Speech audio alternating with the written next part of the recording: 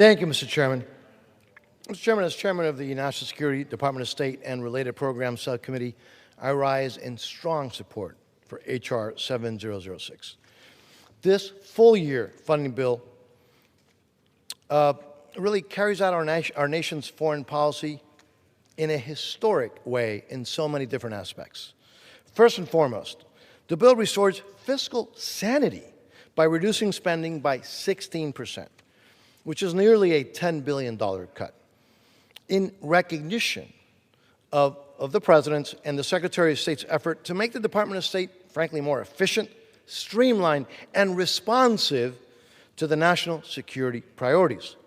Within these, really, I think, dramatic but necessary reductions, the bill makes sure that the Secretary has the resources that he needs to counter our adversaries like China and Iran and cartels in our hemisphere, the regime of Cuba in our hemisphere.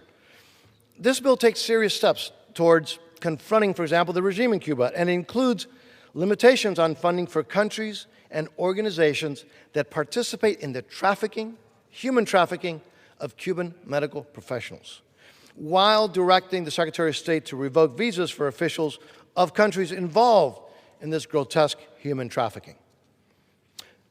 But, Mr. Chairman, a smart foreign policy doesn't just require opposing our enemies. That's a big part of it. It means supporting and standing with our allies, with our friends, who can be a force multiplier in our national security interests. That's why this bill acknowledges our friends and provides robust assistance for allies, partners like Israel and Egypt and Jordan and Taiwan and the Philippines, to name a few.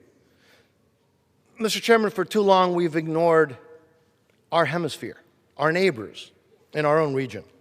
This bill changes that and provides special emphasis to key partners in the Western Hemisphere who are aligned with our values and our policies, such as Costa Rica and Panama, Paraguay, Argentina, and the Dominican Republic. This bill increases funding for counter-fentanyl and synthetic drug programs to stop these deadly poisons from crossing our borders coming to the United States. It puts American businesses first by prioritizing diplomatic engagement to favorably resolve commercial disputes abroad, some of them that have been going on for years, to promote American business and American interests overseas. And this bill also makes sure that we're spending money according to our American values. It increases support for religious freedom and addresses religious persecution. The bill also maintains long-standing pro-life provisions and enhances oversight and transparency over those requirements. It protects free speech and prohibits censorship or disinformation and misinformation programs that violate the right of American citizens.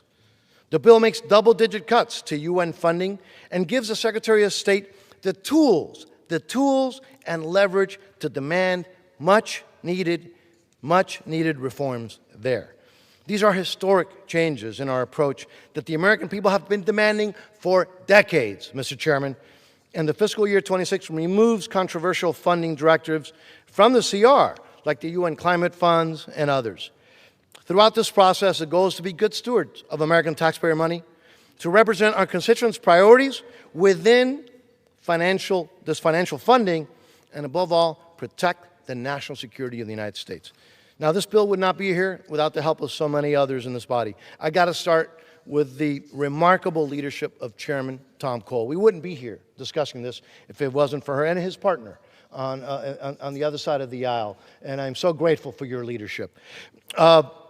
Your recommendations, every single member has made this bill so much better. It's shaped this bill, and I'm grateful for the contributions.